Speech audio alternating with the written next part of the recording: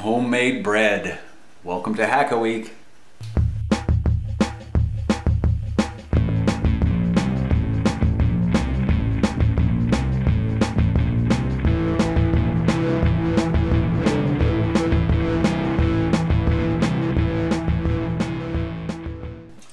Hello and welcome to the Hack-A-Week kitchen. Today we're going to make some bread. My mom used to make bread. I grew up on fresh made bread and it makes the whole house smell so wonderful. Many days I would come home from school to 3 fresh loaves of bread sitting on the kitchen table cooling down from the oven.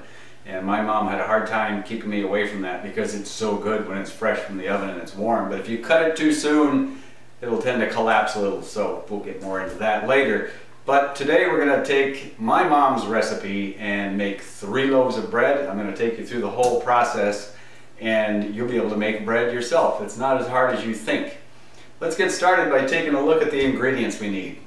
I've got some things laid out behind me on the countertop here. You need a good place to work, so that's your first step. Come up with a counter space where you've got plenty of room to lay everything out and work on your bread dough. I like to use a silicone baking mat and put it right on the countertop. Works great. You can roll out the bread dough on here, knead the bread dough on here I should say, and sprinkle a little flour on. And what you'll need basically as far as utensils is a good flour sifter, a couple of measuring cups, something to mix up the dough with initially. The rest of it will be done by hand. Measuring spoons, some bowls for mixing, one for activating the yeast in, and of course some bread tins. As far as ingredients, you'll need shortening or lard. Got some flour here. This is unbleached bread flour, which is formulated just specifically for bread.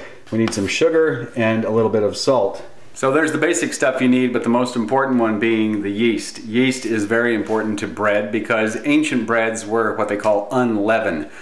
Basically flour and water, and cooked it over a hot flame until it kind of all cooked together and coagulated into this hard tack type thing that was kind of hard and chewy. And leavened bread is bread that has risen by some sort of leavening agent. Yeast, baking soda, baking powder. The earliest breads probably rose by accident because out there in the environment and in the air are active yeast floating all over the place. And so probably one time someone had some bread dough sitting out and the yeast get into it and it starts to ferment. And that's what we need to make the bread rise. Some of the earlier yeasts that were used were probably in ancient England around the time of the Roman invasions. They started to use the stuff that frothed up on the top of brewing, fermenting liquor. And they used that in a bread to help it rise. Today we're just going to use conventional baker's yeast. But you need to activate it first. So we need to put it in some warm water. It can't be too warm. If it's over 115 degrees, you'll kill the yeast. If it's too low, you will not activate the yeast. So we want our water temperature to be about 110 degrees. So that's the very first thing we're going to get started with. We'll get out my mom's recipe and follow it to the letter. Here we go. So here's the recipe, handwritten by my mom back who knows when. 2½ cups of warm water is what we need first. So I've got 2 cups right here. We'll pour that into this bowl. I'll get another ½ cup.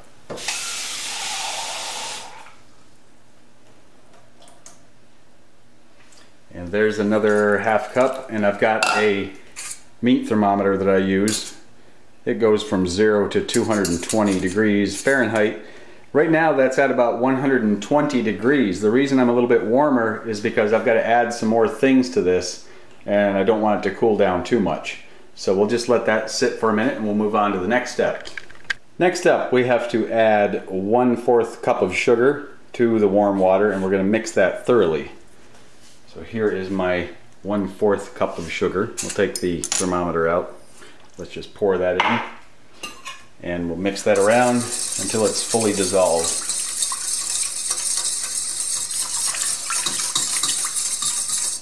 Now the thing with the sugar and the yeast in here, yeast will devour sugar and the byproduct of that is carbon dioxide.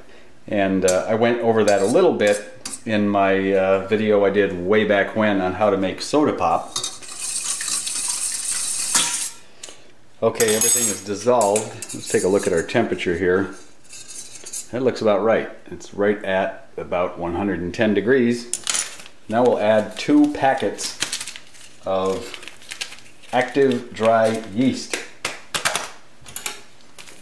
Cut the top off from these.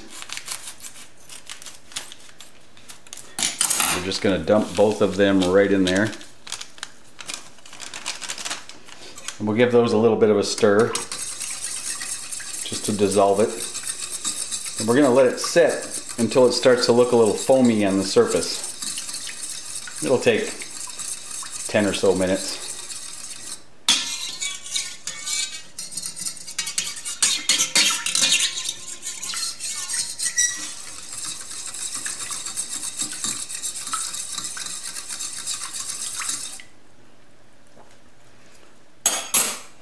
Now we'll let that sit until it looks a little foamy on the surface, and then we're ready to proceed to the next step. So while the yeast is doing its thing in the water over there, we're going to melt 4 tablespoons of shortening, because that's going to be added right to that yeast and water mixture. And we'll stir all that in, and then that will be mixed with the flour. So we're just going to let that sit there on a low setting until it just melts. We don't want to get it too hot because we could potentially ruin our yeast mixture if we pour it in and it's really hot. We're at about 3 or 4 minutes on the yeast, and you can see what's happening here. There's a lot of frothy stuff starting to come up on the surface. That's exactly what we want to have happen. While we are still waiting for that yeast, we're going to go ahead and sift 3 cups of flour into this mixing bowl. And we also need to add 1/2 teaspoon of salt. So the way my mother taught me this was you add the salt, or for that matter, anything that you're adding to flour when you're baking, it's good to add it right to the flour mixture in the sifter, stir it around a little bit in there, and then go ahead and do your sifting. That way it gets fairly evenly distributed through the flour.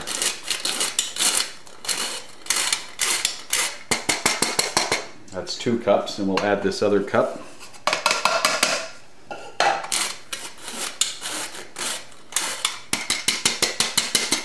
This has bubbled up about as much as it's going to. It's been sitting for probably, maybe 6-7 minutes.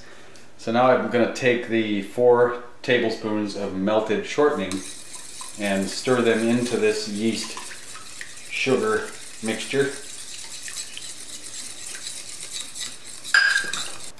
Pour it in a little at a time and start stirring it around.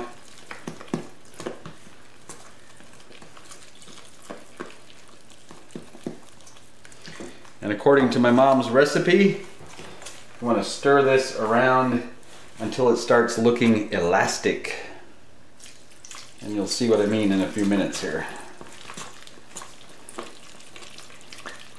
Now we're going to add 1 more cup of sifted flour.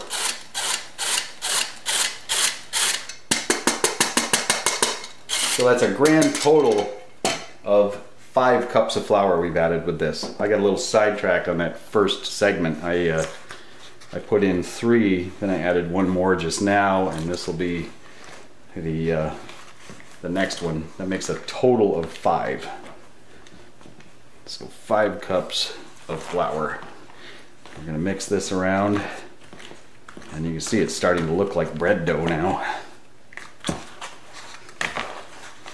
Now you're going to add 1 more cup while we're kneading the dough, but we're going to keep mixing this till we get everything folded in real nice.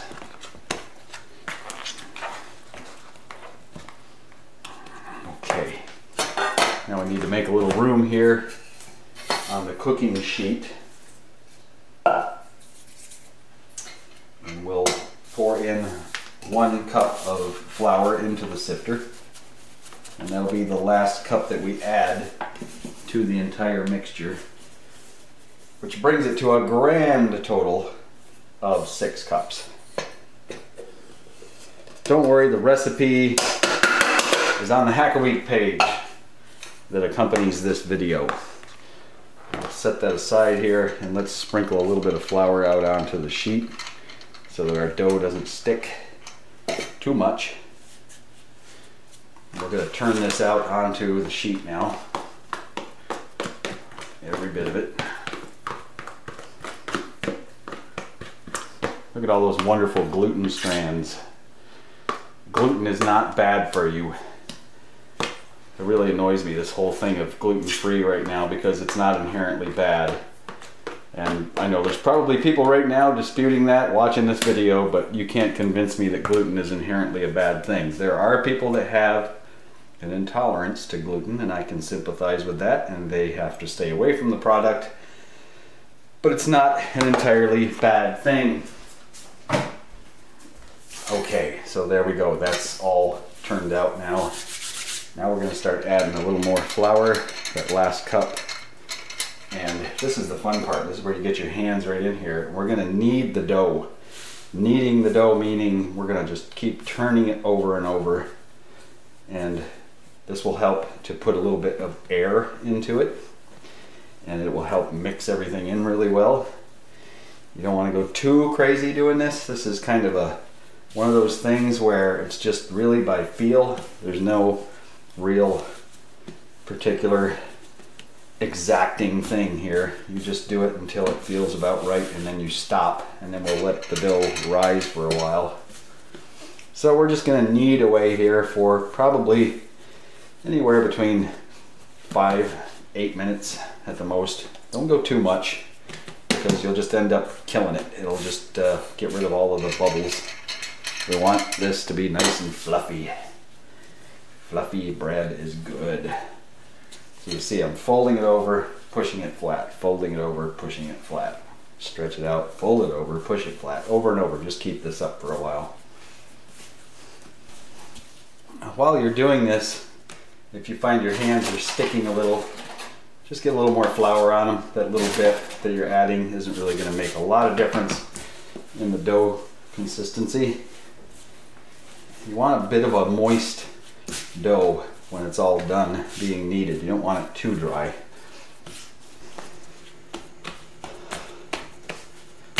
That feels about right. That was about maybe 8 minutes of kneading. So now what we're going to do, take one of these bowls right here, and I'm going to get a little bit of shortening right on my fingers here. Smear a little bit inside this bowl so the dough doesn't stick. And now we're going to take this dough and we're going to put it right in there, and we will cover it with a towel, and we're going to set it up high. I've got a shelf here in the house. Set it up high. We want it in a warm place, and we're going to let it rise for a while. It'll rise to where it just bulges up about this big. It will more or less double in size, and we will move on to the next step after that.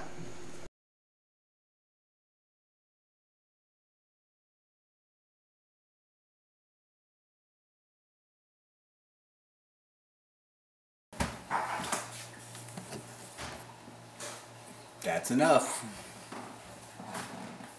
Okay, so that's risen for a little while, doubled in size. And now we're gonna do what's called punching it down, which is just this. That's it. You just give it a little punch, it'll settle down, and we're gonna let it sit there for about 10 or 15 minutes. All right, 15 minutes later, and we're gonna get this out of here. I put a little bit of shortening on my fingers here, just so I don't stick to the dough. So we're going to turn that out onto our sheet and just kind of get it formed into a big, giant rectangular shape. You can see all the bubbles that happened there from the yeast. I'm going to split this up now into 3 equal sections. Each one is going to be a loaf. So probably about like that. I'll get just a little bit of the shortening on the knife here, carefully. Don't want to slice off any fingers. And let's just go ahead and cut these up into 3 nice loaves.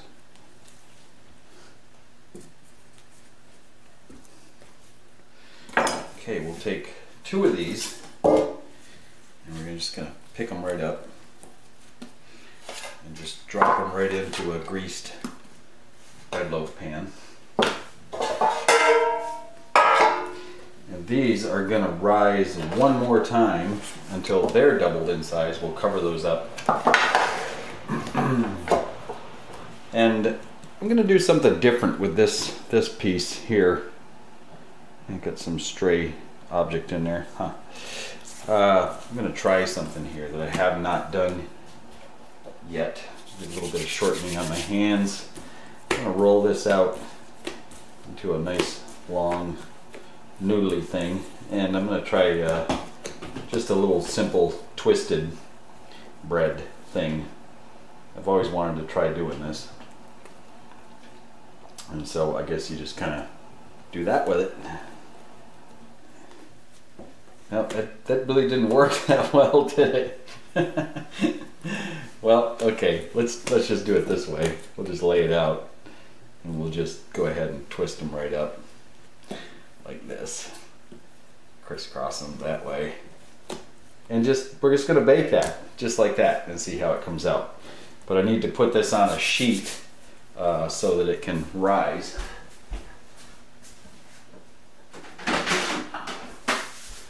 So I've got one here. Gonna get just a little bit of shortening on there. Lift that whole thing up. We'll sit it right there. Now we're going to put all of this stuff back up on my shelf up high and let it rise until it's doubled in size. It'll probably take about 20 minutes. Put our 2 loaves up here.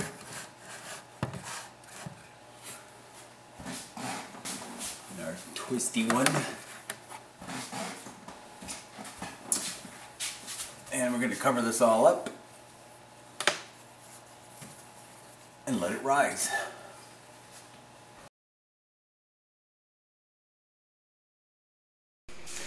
Okay, while that bread is going through its second rising, I'm going to make a little egg wash here. So I'm going to take an egg and separate the yolk. Not too hard to do, you just crack it open and basically just let the white run off into a bowl as you pour it back and forth.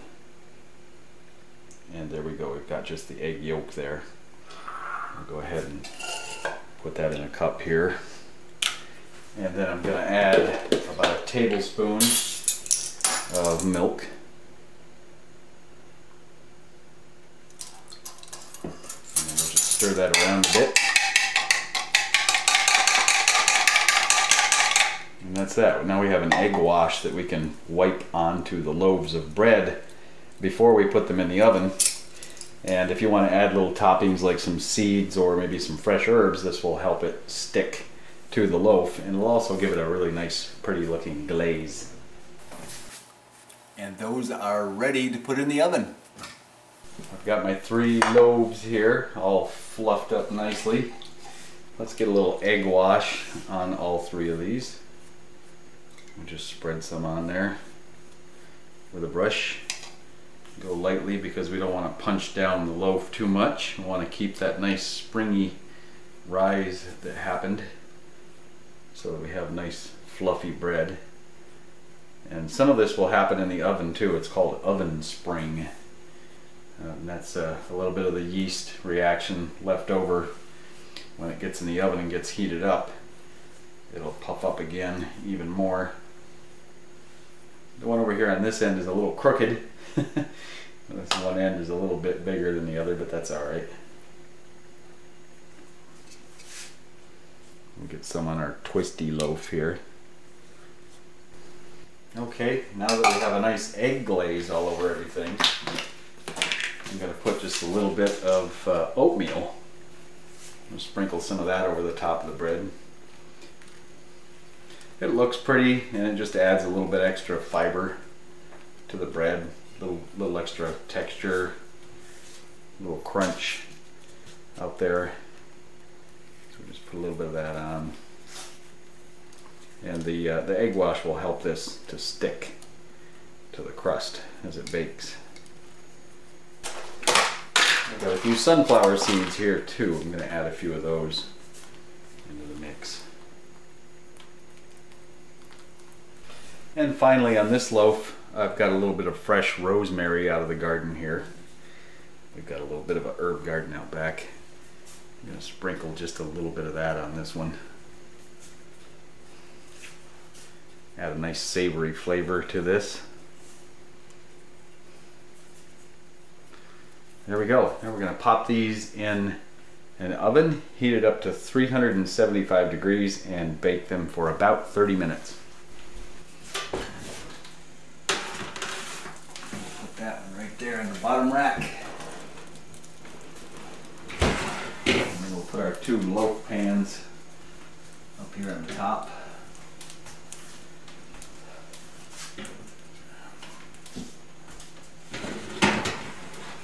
Put those in and set our timer for 30 minutes.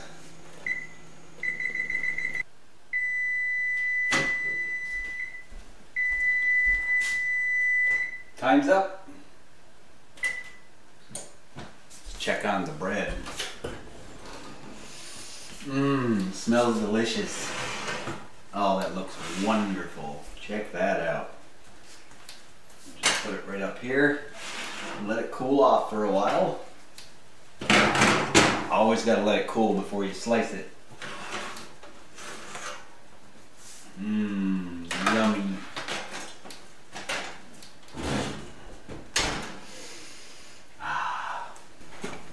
The tins have cooled off pretty good now. These should just tumble right out of the pan. We're going to lose a few seeds in the process probably.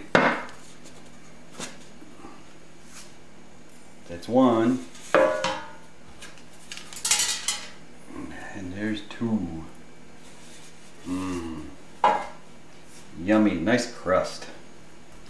And they're nice and springy. Can't wait to try them. Ready for the first slice. We're going to try this one first. Got a little red wine here to go with it. This is slicing off the heel. That's my favorite part. I got dibs on the heel. Okay. This is going to be yummy. Came out nice and fluffy.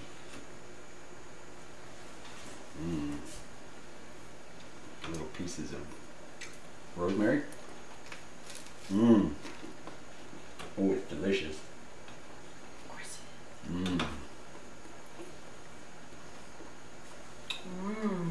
Yummy. Wonderful.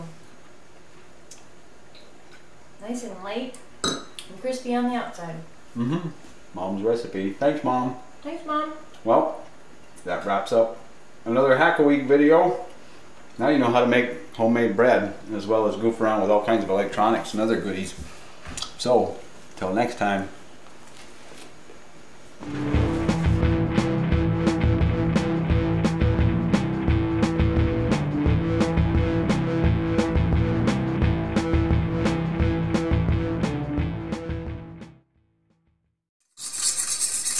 The yeast, as it devours the sugar, makes the phone ring.